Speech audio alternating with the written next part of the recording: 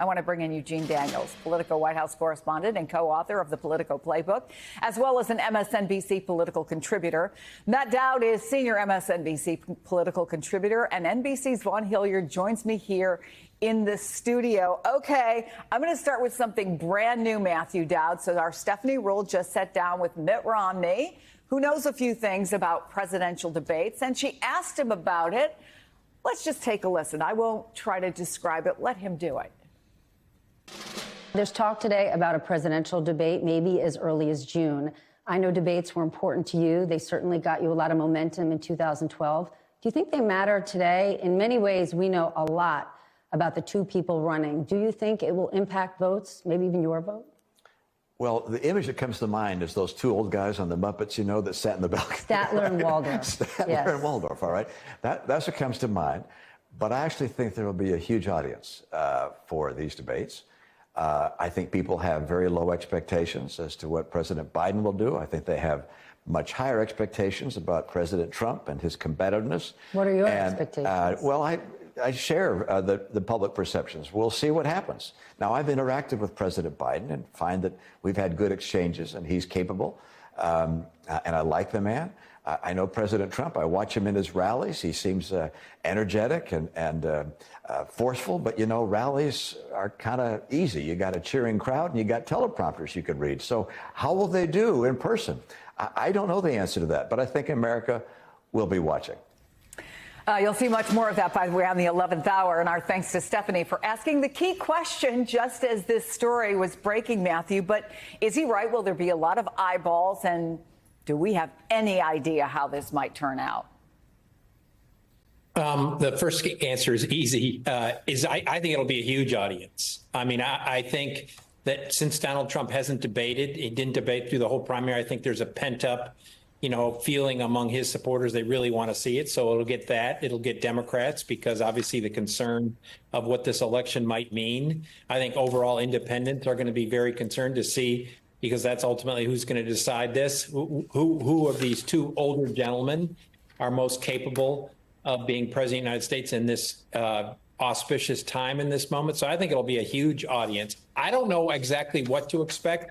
I do think the Biden folks got a huge concession of no live audience. I think that helps Joe Biden tremendously, and I think it hurts Donald Trump equally as much as it helps Joe Biden, because Donald Trump feeds off the audience, and it's going to be a much more serious, measured debate where Donald Trump can't just pop off and get a response from the audience. There won't be an audience. So I think he's going to have to change his manner. Can he do that?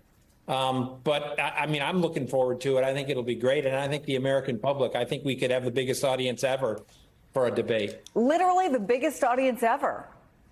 Yeah, I do. I think we're in such a momentous moment.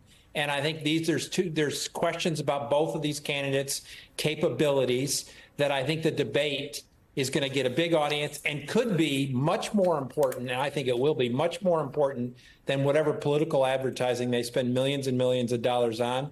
I think the debates could be more determinative than anything else, but of things we don't know. We don't know things that could impact the race, but of things we know, it could be the most important point in the campaign. The other thing that Mitt Romney said, Eugene, was that there will probably be low expectations of Joe Biden. Do you agree with that? And how much of an advantage does his campaign see that as being? I think Mitt Romney's, the senator's right, but that's largely because Donald Trump lowers the bar for Joe Biden immediately when he talks about these debates, right? He called him today in one of his Truth Social posts the worst debater that he's ever, the worst person he's ever debated, Donald Trump said. And so, he is himself lowering the expectations for Joe Biden. He did the exact same thing in 2020 when they debated twice. And also Republicans for the last 4 years, during the election and during his presidency, have called him a dithering old man who doesn't know how to talk, right? And so the expectations have been lowered by Republicans, and you don't see Democrats going out of their way to try to raise the expectations because, you never know what happens on a debate stage. I will say the campaign largely feels like, there's a feeling that they're still not sure that Trump is going to debate, right? And that is one of the things they were trying to do with throwing out what they did today, throwing out the gauntlet. One, challenging someone who always tries to rise to a challenge, at least publicly in the way that he speaks about it, in Donald Trump.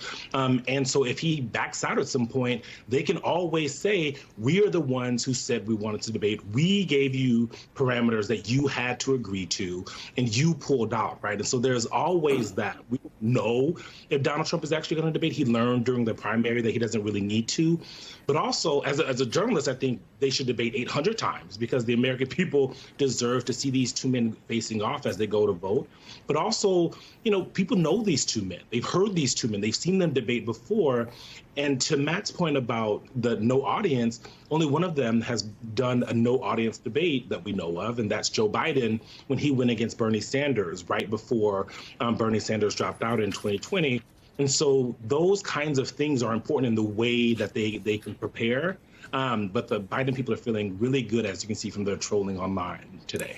Which brings us to Donald Trump, and so much to talk about, including the lack of an audience. You don't have to be a deep political analyst to see how he has always played off of crowds from the very first day he decided to run for president. But it does seem to a lot of folks that he is playing right into Joe Biden's hands. The more he says this guy can't debate, and by the way, after the first debate last time, it was Donald Trump's numbers that went down.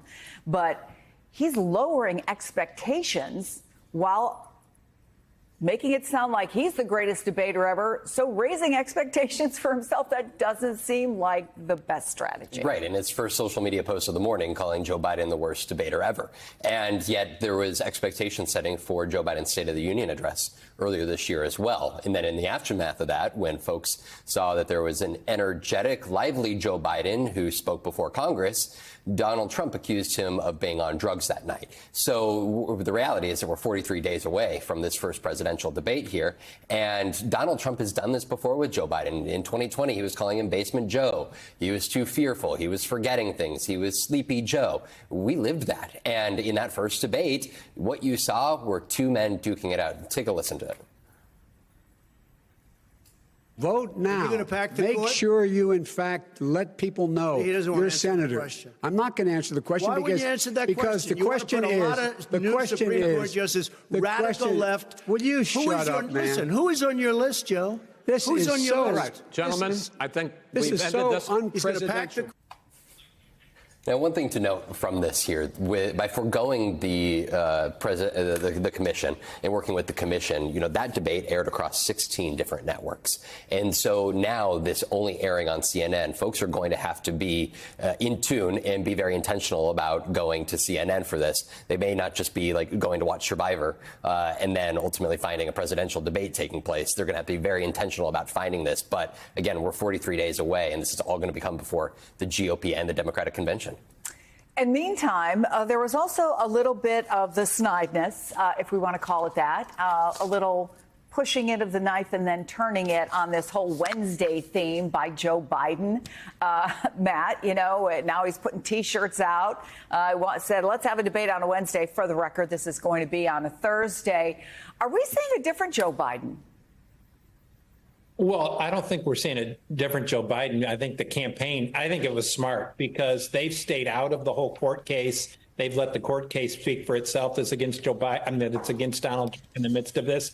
And this was kind of a funny way to remind folks that Donald Trump's in court in Manhattan against felony charges against him. So I thought it was a very funny way to point out. And the interesting thing to me about the June debate is that it's going to come right in the aftermath of whatever that decision is of the court. So it's going to be actually the first real opportunity for folks to see what Donald Trump has to say in the aftermath, right in the aftermath of that court case. I don't actually understand that early of a debate. I kind of don't get how you can have a debate before the nomination committee that both parties picked who their nominee is. We're having a debate before then because, as we know, anything could happen. But it will be, the timing of it will be right in the aftermath of that court trial.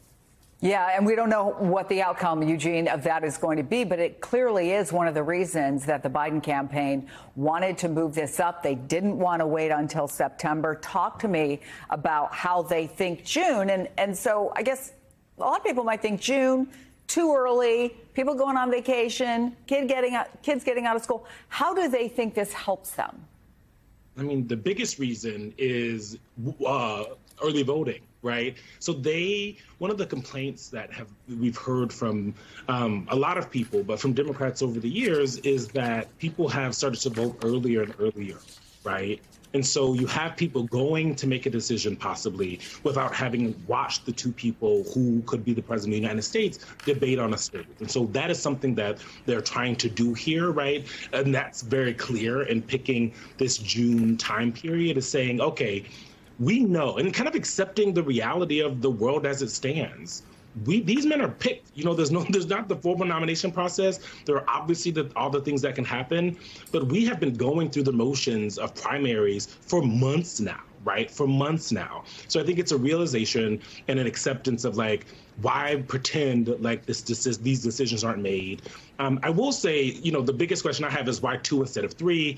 You know, when you tussle with Biden campaign aides, as I often do, and as all of us on here probably often do, I think that they pushed back on that. They kind of waved me off in poo-poo way, like why 2 instead of 3? But I think that it matters, right? This is a president who talks about and has shown that he cares about rules, actual written things down, but also norms. And the 3 times that these people come together and debate is for, if you miss it the first time, then you get to see it the second time. And if you only saw part of the first one, you can see the rest of the third one and watch how these people change the way that they're speaking, watch and see if you hear anything new as we get close to the election. Who knows if these actually happen? And Trump himself was saying that he wants to add. I don't see that happening from the Biden point of view, but a lot of kind of big change in the way that we in this country do debates. Will that continue? You know, the CPD, the folks that put this on, defanged a lot today is something that's been really